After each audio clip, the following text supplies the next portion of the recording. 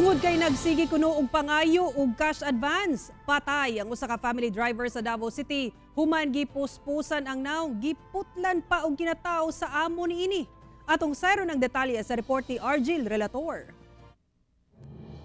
Dili na mahitsura ang nawong ug nagkadugo na ang kinatawo. Dihang gitabang sa Davao City Central 911, kining lalaking nailhang si Danilo Aranzo, 51 anyos. Gilayong gidala sa Southern Philippines Medical Center ang biktima, apan namatay gihapon. Sa investigasyon sa kapulisan, maupay pag-abot sa biktima nga usa ka family driver, kauban ang asawa sa suspect, gikan na malengke. Dihang samtang ang asawa, ang wife sa suspect is busy nga naghakot sila mga pinalingki. Kining driver ni gawas unta kay mopalit og kindi. So giatangan siya dito po sa may pultahan sa kabantay, gibunalan siya diretso og kining bricks nga mga 1.5 kilos ang kabugaton. So tungod adto na hakba siya, nawadan siya panimuot og gitalian sa kining suspect nga giputol ang iyang kinatawo. Gilimod sa suspect nga si Alexander Taglukop, 51 anyos, nga iyang gibunalan og brick ang nawong sa biktima.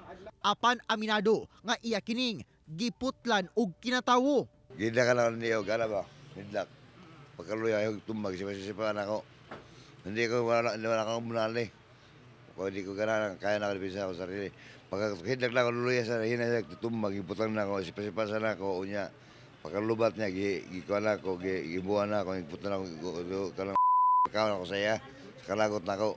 Wala kuno siya magselos, apan napungot siya kay matud niya, nagsigi kuno og cash advance ang biktima, og mihangyo ang patasan ang iyang sweldo. Makikareglo lang ko. Mag-areglo ka? O sa una na pag-areglo sila ha? Bayaran na lang. Bayaran ang Lahat na sa pambuong pamilya. nasayran sa kapulisan nga usa ka mentally challenged individual ang suspect.